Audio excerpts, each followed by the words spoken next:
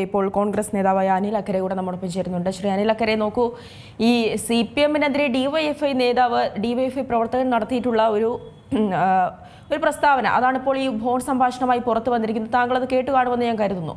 ഈ ഒരു വിഷയം ഇപ്പോൾ ഈ കോൺഗ്രസിനെതിരെ രാഹുൽ മാങ്കൂട്ടത്തിൽ ഉപയോഗിച്ചുകൊണ്ടിരുന്നപ്പോൾ CPM-നെ സംബന്ധിച്ചിടത്തോളം ലഭിച്ചിരിക്കുന്ന ഒരു വലിയ അടിയല്ലേ? ഈ കരുവന്നൂർ വിഷയമടക്കം ഇനിയിപ്പോൾ വീണ്ടും സജീവമാകുമല്ലോ ഇതിന് പിന്നാലെ.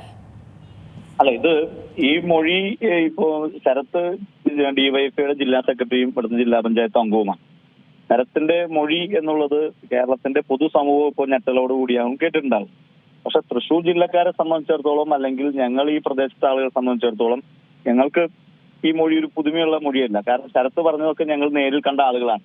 തൃശ്ശൂർ തേക്കിൻകാട് ജോസ് ഹീറ്ററിന്റെ മുന്നിൽ MLA ആവുന്നതിന് മുമ്പ് ഒരു ചെറിയ ഉന്തുവണ്ടിയിൽ കപ്പലണ്ടി ചുട്ട് കച്ചവടം നടത്തിയിരുന്ന MK കണ്ണനും, വാഴാനി കാടുകളിൽ നിന്ന് തേക്കിന്റെ ഇല പറിച്ചു കൊണ്ടുവന്ന് ഓട്ടുപാറ മീൻചന്തയിൽ തേക്കിന്റെ ഇല കച്ചവടം നടത്തിയിരുന്ന AC മൊയ്തീനും ഇന്ന് കോടിക്കണക്കിന് രൂപയുടെ ആസ്തിയുള്ള ആളുകളാണ്. എൻഫോഴ്സ്മെന്റ് ഡയറക്ടറേറ്റ് റെയ്ഡ് നടത്തിയപ്പോൾ AC മൊയ്തീന്റെ വീട്ടിൽ നിന്നും അവർ കണ്ടുകെട്ടിയത് 98 ലക്ഷം രൂപയുടെ ബാങ്ക് ഡെപ്പോസിറ്റ് റെസീറ്റുകളാണ്.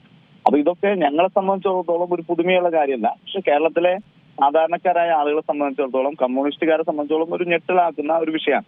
നമ്മളൊരു മനസ്സിലാക്കേണ്ട കാര്യം, ഇവിടെ കരുവന്നൂർ വിഷയവുമായി ബന്ധപ്പെട്ടുകൊണ്ട് നിരവധിയായ അന്വേഷണങ്ങളും പ്രതിസ്ഥാനത്ത് ഈ പറഞ്ഞ നേതാക്കന്മാരും വന്നപ്പോൾ ആ നേതാക്കന്മാരെക്കെതിരെ നടപടിയെടുക്കുന്നതിന് പകരം പാർട്ടിയെ തന്നെ ബലി കൊടുത്ത ഒരു സംസ്ഥാന CPM നേതൃത്വമാണ് നമ്മുടെ മുന്നിലുള്ളത്. ഈ പറയുന്ന നേതാക്കന്മാരാണ് പ്രതിയാവേണ്ടത്. പക്ഷെ അതിനകത്ത് ഇവരെന്ത് ചെയ്തു? അവസാനം CPM-ഉം BJP നമ്മൾ ഡീലിന്റെ ഭാഗമായി ഇത് പാർട്ടി നടത്തിയ ക്രമക്കേട് എന്ന രീതിയിലാക്കി CPM ജില്ലാ committee, communist marxist party of India പ്രതിയാക്കി ഇന്ന് PMLA കോടതിയിൽ ചാർജ് കൊടുത്ത കേസിൽ പാർട്ടി തന്നെ പ്രതിയായി നിൽക്കുന്ന സാഹചര്യമാണ് കേരളത്തിലുള്ളത്.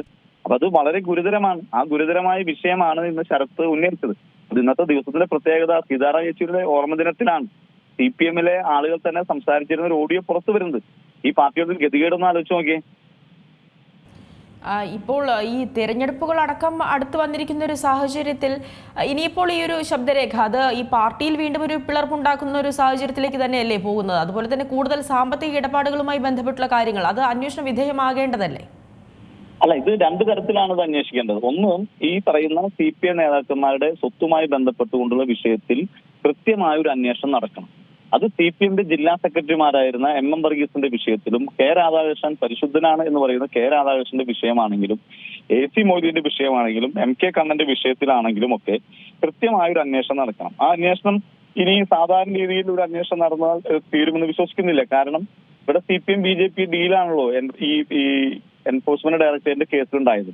ഈ കരുവന്നൂർ കേസുമായി ബന്ധപ്പെട്ട് കണക്ട് ചെയ്തിട്ടുള്ള ഒരു 12 ബാങ്കുകൾ തൃശ്ശൂരിലുണ്ടായിരുന്നു. തൃശ്ശൂർ സർവീസ് സഹകരണ ബാങ്ക്, പിന്നെ പെരിങ്ങണ്ടൂർ സർവീസ് സഹകരണ ബാങ്ക്, വരടിയം സർവീസ് സഹകരണ ബാങ്ക്, പോലഴി സർവീസ് സഹകരണ ബാങ്ക്, തൃശ്ശൂർ സർവീസ് സഹകരണ ബാങ്ക്, തിരൂർ സർവീസ് സഹകരണ ബാങ്ക്, കുട്ടനല്ലൂർ സർവീസ് സഹകരണ ബാങ്ക്, കൊടുങ്ങല്ലൂർ സർവീസ് സഹകരണ ബാങ്ക് തുടങ്ങി 12 ബാങ്കുകളുമായി ബന്ധപ്പെട്ട് ഒരു അന്വേഷണം നടന്നിരുന്നു. ആ അന്വേഷണത്തിലൊക്കെ കണ്ണന്റെയും വർഗീസ് കണ്ടംകുളത്തിയുടെയും പിന്നെ അനൂപ് ഡേവിസ് കാടയുടെയും ഈ പറഞ്ഞ ODയിൽ പെടുന്ന മുഴുവൻ നേതാക്കന്മാരുടെയും സമ്പാദ്യത്തെ കുറിച്ചുള്ള വിവരങ്ങൾ ആ കേസിനകത്ത് ഉണ്ടായിരുന്നു. പക്ഷേ ഈ തൃശ്ശൂർ ഇലക്ഷനുമായി ബന്ധപ്പെട്ട് ഡീല് വന്നപ്പോൾ ഈ 12 ബാങ്കുകളിൽ നിന്നും 11 ബാങ്കുകൾ ഒഴിവാക്കി കരുവന്നൂർ കേസിൽ മാത്രമാക്കി ED കുറ്റപത്രം കൊടുത്തു കഴിഞ്ഞ ഒരു സാഹചര്യം നമ്മുടെ മുന്നിലുണ്ട്.